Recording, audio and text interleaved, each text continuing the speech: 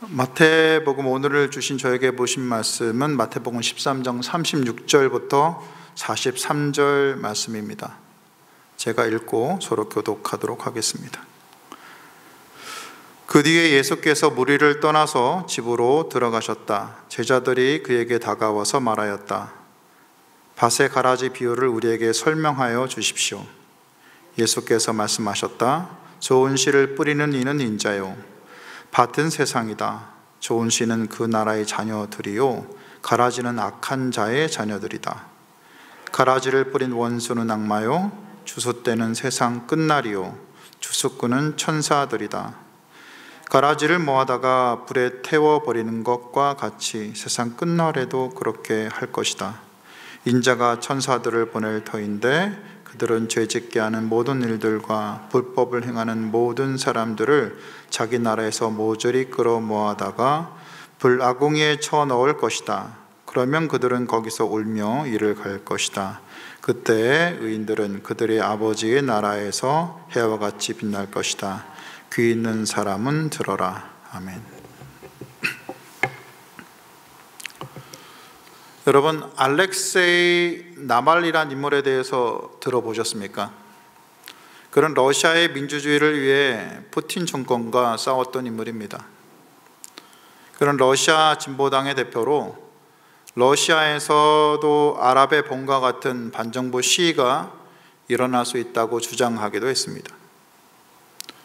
그는 2020년 비행기 안에서 독극물인 노비촉의 공격을 받아 겨우 살아났음에도 다시 러시아로 돌아갔고 다시 체포되어 19년형을 선고받았습니다.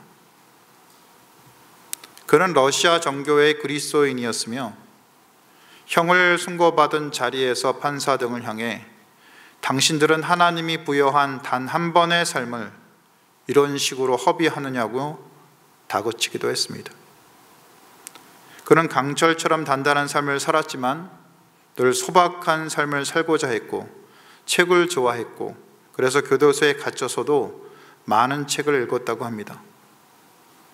그는 인권운동자이자 1968년에 암살된 로버트 F. 케네디에 관한 책을 읽다가 울기도 하였고 그의 딸인 캐리 케네디 여사와 편지로 소통하기도 하였는데 끊임없이 몰아치는 희망의 물결이 어떻게 가장 강력한 억압의 벽을 무너뜨릴 수 있는지에 대한 그녀의 부친의 연설 문구를 그녀가 이 나발리에게 전해주자 매우 기뻐했다고 합니다. 러시아 대전이 이제 한 달여 남은 지난 2월 16일에 믿음과 신념의 사람 나발리는 시베리아 최북단 감옥에서 사망했습니다. 얼마 전에도 건강한 모습을 보였기에 많은 사람들이 푸틴이 그를 죽였을 거라고 생각합니다. 그리고 전 세계에 그를 추모하는 물결이 일고 있는데 그의 추모 공간엔 이런 글이 쓰여 있습니다. You can kill the man, but not the truth. 내가 그를 죽일 수 있을지는 몰라도 진실은 죽일 수 없다. 우리는 나발리 같은 인물의 죽음을 보며 잠시 생각을 하지 않을 수 없게 됩니다. 왜 이런 선한 사람은 비참한 죽음을 당하는데 푸틴 같은 악한 인물은 1조 몇천억의 별장을 짓고 마음대로 여인들을 바꾸며 그 권력을 유지하며 전쟁을 일으켜서 수십만의 목숨을 앗아가는지, 하나님이 계시다면 왜 이런 악은 그냥 두고 계시는지에 대한 의문 말입니다. 왜 이스라엘과 팔레스타인의 수많은 민간인들이 죽음으로 내몰리고 북한 사람들은 굶주리며 억압의 삶을 살아가야 되고 왜 아프리카에는 내전으로 수많은 사람들이 죽어가며 왜 여전히 그대로 변함없이 그대로 있는 것인지, 왜 하나님께서는 땅의 악들을 바로바로 심판하지 않으시고 악을 저지르며 살아가는 자들을 그냥 내버려 두시는 건지요? 우리는 외면하고 싶지만 우리 역시 여전히 경계할 수밖에 없는 수많은 상황 속에서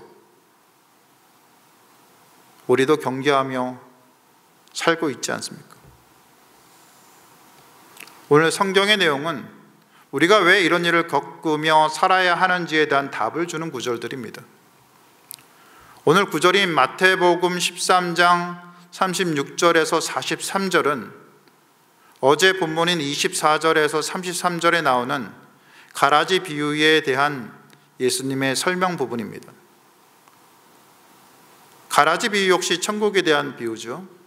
그러니까 천국은 자기 밭에다가 좋은 씨를 뿌리는 사람과 같은데 한밤중에 원수가 와서 좋은 씨를 뿌린 밭 가운데 가라지 씨알을 덧뿌리고 도망갔다는 겁니다. 좋은 씨는 밀을 가리키고 가라지는 헬라어로 지자니온이라고 부르는 독보리 혹은 호밀풀을 말하는데 이것은 밀과 비슷해서 구별하기 어려운 한해살이 풀이라고 합니다. 이 독보리는 곰팡이를 옮길 수 있는 숙주 역할을 할 수 있고 그래서 아기를 지닌 자들이 실제로 남의 밭에 그 당시 종종 이 독보리 씨앗을 뿌렸다고 합니다. 그래서 밀 사이에 이 독보리를 몰래 뿌리는 행위를 처벌하는 로마법이 당시에 있었다고 합니다. 이 가라지는 밀과 비슷하게 생겨서 정말 알아보기 힘들었습니다. 그래서 다 자라서 열매를 맺어야 구분이 가능했다고 하는데 그래서 초기에 종들은 이 밭에 밀밭에 독보리가 부러졌는지 이 가라지가 부러졌는지 발견하지 못한 겁니다. 그래서 열매 맺을 때가 되어서야 종들이 발견하고 주인에게 가라지가 보인다고 말했던 겁니다. 주인은 원수가 그랬다고 얘기해 주죠. 그리고 종들은 말합니다. 그것들을 뽑아버릴까요? 이 종의 말에 주인은 다시 대답하는데 아니다. 가라지를 뽑다가 밀까지 뽑으면 어떻게 하겠느냐. 함께 자라게 두어라. 추수할 때가 되어서 내가 추수꾼에게 먼저 가라지를 뽑아 불태워버리고 밀은 곳간에 거둬들이라고 하겠다.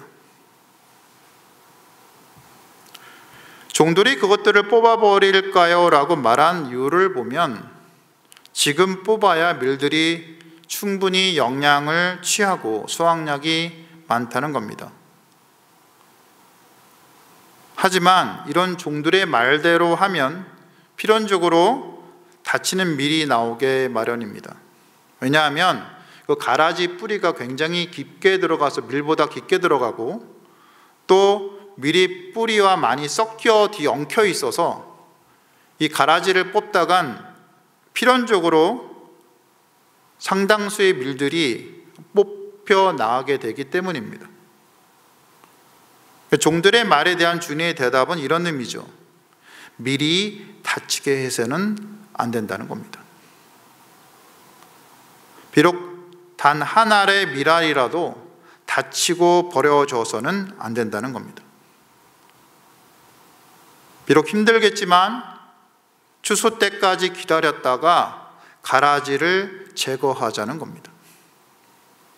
수확량은 조금 줄 수 있겠지만 단 한 줄기의 밀도 죽이지 않고 살려서 수확할 수 있게 하라는 겁니다.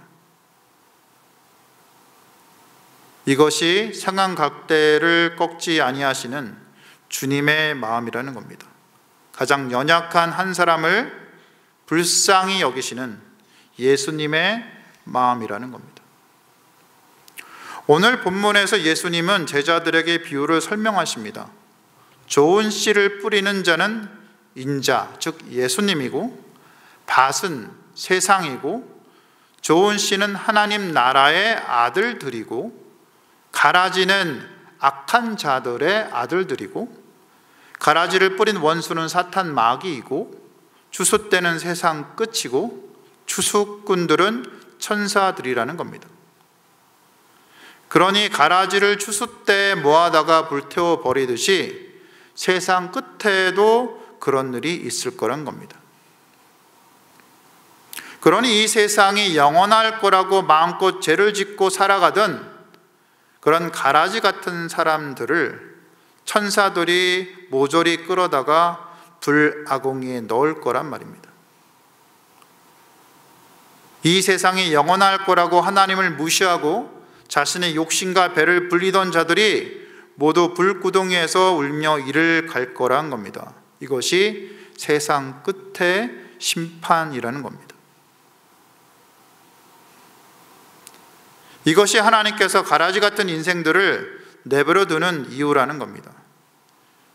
영원할 것 같았던 세상은 지극히 짧은 순간입니다. 없을 것 같았던 심판은 영원이라는 겁니다. 그러니 세상에서 악인들의 심판이 없는 것처럼 보이더라도 너무 슬퍼하지 말라는 겁니다. 이 시간은 짧고 심판은 반드시 있을 거란 겁니다. 더여 심판의 때 주님을 믿는 자들은 해같이 빛나는 모습으로 주님 앞에 서게 될 거라는 겁니다. 그래도 우리는 이런 마음을 가질 수 있죠. 그래도 하나님, 권력 지키자고 사람 함부로 죽이고 전쟁 일으켜 수많은 사람들을 죽이는 저 푸시 아저씨 좀 사라지게 해주시고, 저 북쪽의 뚱뚱이 김씨도 좀 사라지게 해주시고, 불쌍한 세입자 수백 명 등쳐먹는 저 양심 없는 사기꾼들도 좀 사라지게 해주시고, 가난한 할아버지 할머니 남은 병원비 빨아먹는 보이스피싱족과 사기꾼 약장수들도 좀 사라지게 해주시고, 나라 작작 말아먹는 그분들도 좀 사라지게 해주시고, 지금까지 한 점 반성 없는 저 섬나라도 좀 망하게 해주시고, 대한민국 축구 말아먹는 누구누구도 좀 사퇴하게 해주시는 세상을 살 수는 없는가 하고, 우리는 이렇게 하나님께 얘기할 수 있기도 합니다. 그런데 오늘 본문 보니까 하나님께서는 그게 아니라는 겁니다. 지금 내 앞에서 가라지가 사라지지 않고 그대로 있다고 해서 너무 슬퍼하지 말라는 겁니다. 내가 지금 심판을 원하고 사라지기 원하는 그들에 대해 미안하지만 함부로 판단하지 말라는 겁니다. 너는 그가 가라지인지 아니면 알곡인지 미안하지만 너는 구분할 수 없다는 겁니다. 만약 그들이 가라지라면 그들은 결국에는 심판의 자리에 서게 될 거란 겁니다. 그러니 오히려 내 자신을 보라는 겁니다. 알곡인 내 뿌리가 그 가라지들의 뿌리와 너무 엉켜 있다는 겁니다. 아니, 내 스스로 뿌리가 얽혀서 내가 가진 미래의 정체성을 잃어버리고 자기가 밀인지 가라지인지 구분도 못하고 얽혀서 살아가고 있다는 겁니다. 그러니 내 인생을 먼저 돌아보라는 겁니다. 밀반 가라지반 인생을 살아가는 내 인생을 하나님께서 오히려 불쌍히 여기셔서 바로 내가 다칠까 봐 지금 그 가라지들을 제거하지 않으신다는 겁니다. 지금 가라지처럼 세상의 가치관으로 살아가는 내 인생을 볼 때 하나님께서 공의로 심판을 지금 하신다면 너 또한 다치게 된다는 겁니다. 그러니 오래 참으시는 주님의 인내와 긍휼을 우습게 보지 말고 오히려 감사하라는 겁니다. 내 마음속에 있는 탐욕과 정욕과 권력욕과 교만을 먼저 보라는 겁니다. 내가 만약 가라지들과 같은 세상에 위치해 있다면 너는 과연 어떤 삶을 살 수 있을 것인지 생각하고 겸손히 너를 돌아보며 온전한 제자의 삶을 살아가라는 겁니다. 이것이 우리에게 주신 하나님의 긍휼하심이고, 우리가 알곡으로 제자로 아들, 딸로 이 땅을 살아가며 온전히 변화될 기회를 하나님께서 주신 것을 알라는 겁니다. 여러분에게 묻겠습니다. 여러분은 알곡입니까? 가라지입니까? 만약 잘 모르겠어요 라고 생각하신다면 그리 틀린 답이 아닙니다. 우리는 알곡과 가라지를 처음부터 구분할 수 없기 때문입니다. 성령의 열매가 여러분의 삶에 맺힐 때 그때가 알곡임을 스스로 알 수 있는 때인 것입니다. 그리고 성령님이 여러분 안에 계시면 바울 사도의 말처럼 예수를 주라고 부를 수 있게 되는 겁니다. 물론 말로만 주여 주여 부른다고 다 천국에 들어가는 알곡은 아닙니다. 반드시 주님을 성령 안에서 가슴으로 부르며 맺히는 열매가 있어야 알곡이라는 겁니다. 더구나 우리는 성숙해지기 전에는 너도 나도 가라지 같은 삶을 살게 됩니다. 서로 찌르고 아프게 하는 거죠. 우리는 이것을 알아야 합니다. 그 가라지 같은 내 옆에 인간들이 우리를 성숙하게 해서 우리로 성령의 열매를 맺게 한다는 겁니다. 그들이 가라지인지 알곡인지 알지는 못해도 내 옆에 그 가라지 같은 자들을 품어내고 사랑할 때 우리 속에 성령의 열매가 익어가고 맺힌다는 겁니다. 그래서 어쩌면 하나님께서 우리 옆에 가라지들을 제거하지 않고 그대로 두시는지도 모릅니다. 그들을 사랑하며 그 사랑의 힘으로 우리 열매가 익어서 고개를 숙일 때 그때가 되어야지 우리가 추수 가능한 열매가 되기 때문입니다. 정신지체 장애인들의 치료 전문가인 김민영 소장의 이야기입니다. 그녀는 사역 초기에 공격성이 아주 심한 아이를 돌보았는데 그 아이가 물어서 가슴 살점이 떨어져 나갔다고 합니다. 그것을 알게 된 그날 저녁 온 가족이 모여서 네가 아무리 행동 치료를 하지만 그렇게까지 살아야겠니? 하고 온 가족이 슬피 울었다고 합니다. 그런데 그 더 슬픈 것은 그녀 자신도 더 이상 그 애를 볼 자신이 없었다는 겁니다. 너무 무섭더라는 거죠. 그래서 할 수 없이 새벽기도 나가서 매달리며 기도를 했답니다. 주님, 사랑하게 해주세요. 지금 이 상태로는 너무 힘듭니다. 제 마음에 사랑이 없고 두려움만 있는데 그 아이를 사랑하게 해주세요. 그리고 다음날 붕대를 감고 나갔고 그 아이가 왔답니다. 그런데 그녀의 눈에 그 아이 뒤에 후광이 보였다는 겁니다. 그리고 그 아이가 너무 이뻐 보였다는 겁니다. 하나님께서 기도를 들어주셨다는 겁니다. 김영 소장이 이런 말을 했습니다. 사랑스럽고 귀여운 아이는 누구라도 사랑할 수 있지만 하나님이 나를 힘들게 하는 아이를 내 옆에 앉혀주셨다면 그 많고 많은 아이 중에 그 아이가 내 옆에 있다면 하나님의 목적이 있지 않겠어요? 하나님이 그 아이의 행동을 바로 잡으려고 보내준 게 아니고 사랑하라고 보내주신 거죠. 그래서 사랑이 없이는 세상에 할 수 있는 게 없고 특히 한 영혼을 변화시키는 것은 안 되는 것 같아요. 그녀는 이어서 말합니다. 저희 치료실에 치료 선생님이 25분 계시거든요. 그런데 유독 사랑이 많으신 선생님은 기술이 부족해도 아이가 눈부시게 커요. 정말 신기해요. 경력도 많고 기술이 또한 빈틈없이 많은 선생님은 이상하게 부족할 게 없는데 애가 안 커요. 그거 보면 치료도 사람과 사람 사이의 일이고 복음을 전하는 것도 하나님 가운데 계시지만 사람과 사람 사이에 일어나는 거기 때문에 영혼으로 느끼게 되는 것 같아요.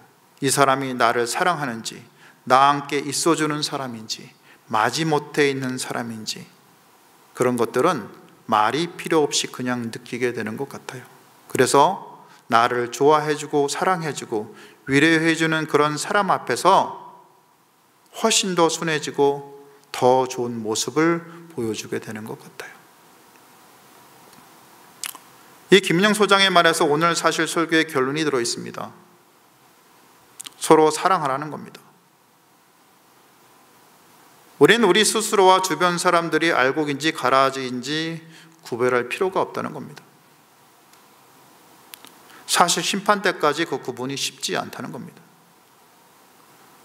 그러니 다만 우리가 할 일은 우리에게 허락된 가라지 같은 분들을 사랑하는 것이란 겁니다. 우리가 진심으로 사랑할 때만이 우리 스스로와 또한 우리가 사랑하는 사람들의 열매가 같이 연결어 간다는 겁니다. 그들을 위해 기도하면 주님의 사람으로 그들을 사랑함으로 서로의 열매들은 여름 햇살을 잔뜩 받은 밀처럼 같이 익어가고 같이 성숙해 간다는 겁니다. 그렇게 연결어 갈 때 우리는 주님의 추수를 준비하는 사람들이 될 수 있다는 겁니다. 이 설교를 들으시는 모든 분들이 가난하고 불쌍한 이들에게 긍휼의 손을 전하며 또한 주변의 사람들을 사랑하며 그 믿음이 성숙이 일어나며 우리 스스로와 주변 사람들을 구원의 생명으로 깊게 연결어가게 하는 분들이 다 되시기를 주님의 이름으로 축원드립니다. 기도 제목 전하겠습니다. 설교의 내용을 놓고 기도합니다. 우리 주변에 허락된 가라지 같은 분들을 진심으로 사랑하고 기도하며 자신과 주변 사람들을 여름 햇살을 잔뜩 받는 밀처럼 연결게 하는 사람들이 다 되시도록 스스로와 주변 사람들을 구원의 생명으로 깊게 성숙하게 하는 사람들이 되도록, 그래서 주님의 추수를 준비하는 사람이 될 수 있기를 기도하셨으면 합니다. 오늘은 가정을 위해서 기도하는 날입니다. 주님의 은혜로 가정이 바르고 건강하게 세워질 수 있도록 가족 구성원 한 사람 한 사람이 서로를 사랑하고 주님 안에서 깊이 사랑하며 살아가는 사람들이 될 수 있도록 기도해 주십시오. 이스라엘과 팔레스타인 전쟁, 우크라이나, 러시아 전쟁이 그치고 이 땅에 평화가 임하도록 난민과 선교사님들 위해서 기도하신 후 각자 개인 기도하시면 되겠습니다. 기도하시겠습니다.